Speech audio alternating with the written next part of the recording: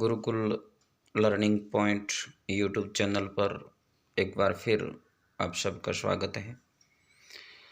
आज हम राजस्थान के अध्ययन से संबंधित राजस्थान की सभ्यताएं और उनसे संबंधित स्थलों से के बारे में चर्चा करना चाहते हैं,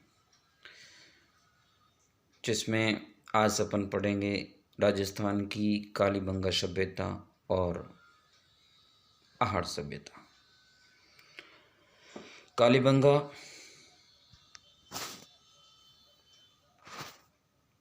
यह स्थल वर्तमान हनुमानगढ़ जिले में स्थित है।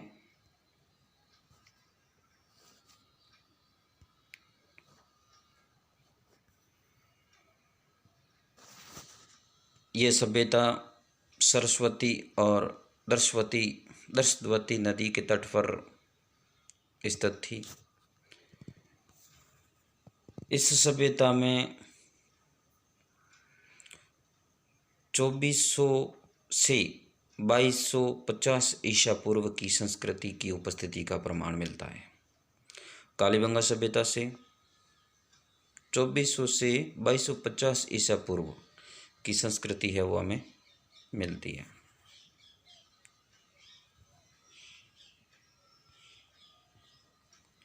मुख्य रूप से यहाँ पर दो टीलों की खुदाई हुई, पूर्वी टीला और पश्चिमी टीला। पूर्वी टीला पर साधारण बस्ती है, जैसे आम जनता निवास करती है, और पश्चिमी टीला की खुदाई जहाँ पर है वो दुर्ग मिला है, राजा महाराजाओं का निवास स्थान। दोनों टीलों के चारों ओर सुरक्षा दीवार बनी हुई है।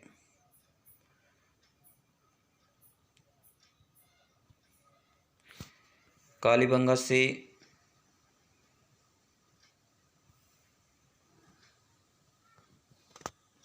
पूर्व हड़प्पाकालीन और उत्तर हड़प्पाकालीन साक्ष्य मिले हैं। मुख्य बात, कई बार परीक्षाओं में प्रश्न पूछा जाता है कि जुते हुए खेत के प्रमाण किस सभ्यता से प्राप्त हुए हैं। तो कालीबंगा सभ्यता की से पूर्व हड़प्पाकालीन स्थल से जुते हुए खेतों के प्रमाण प्राप्त हुए हैं, जुते हुए खेत मिले हैं। इसका अर्थ है कि यहाँ के लोग कृषि कार्य भी करते थे। और जो संसार में प्राचीनतम साक्ष्य मिले हैं यहाँ से, कालीबंगा से। वर्तमान में यहाँ घग्गर नदी बहती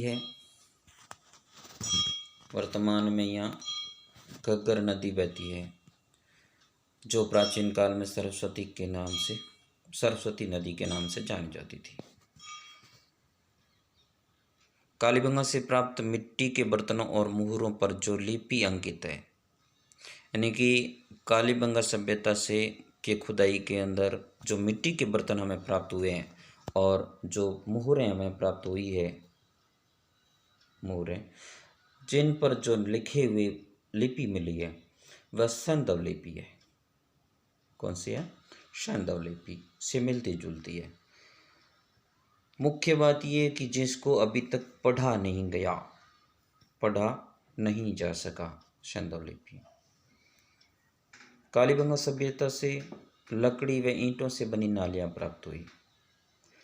ताम्र से बने कृषि के औजार, यानी तांबे धातु से बनी है कृषि के कई औजार मिले हैं, जिससे पता चलता है कि कालीबंगा सभ्यता के अंदर उस सभ्यता के लोग आर्थिक रूप से संपन्न थे, आर्थिक दृष्टि से संपन्न थे, खेती करते थे।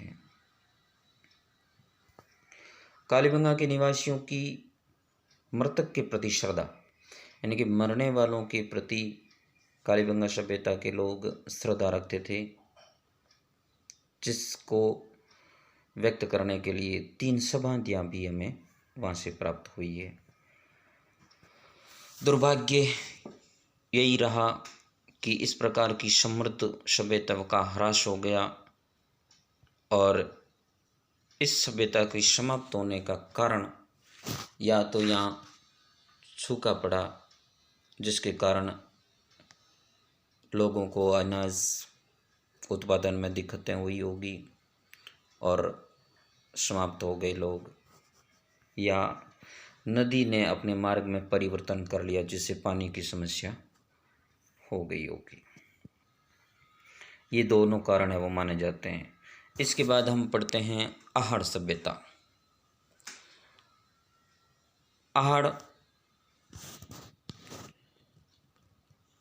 नामक स्थान वर्तमान राजस्थान का जो उदयपुर जिला है उसके दक्षिण पश्चिमी क्षेत्र में दक्षिण पश्चिमी सभ्यता का प्रमुख केंद्र रहा आहड़। नदी ताम्र सभ्यता के रूप में प्रसिद्ध यह सभ्यता आयड़ नदी के किनारे मौजूद थी। यानी कि सभ्यताओं का बसना, लोगों की बस्तियों का बसना, ये सब नदियों के किनारे, यानी कि जहाँ पानी सुलभ मात्रा में मिलता हो वहाँ ये सभ्यताएं विकसित हुई। तो आहड़ सभ्यता आयड़ नदी के किनारे हुई। इस सभ्यता को ताम्रवती नगरी या धूलकोट के नाम से भी जाना जाता है।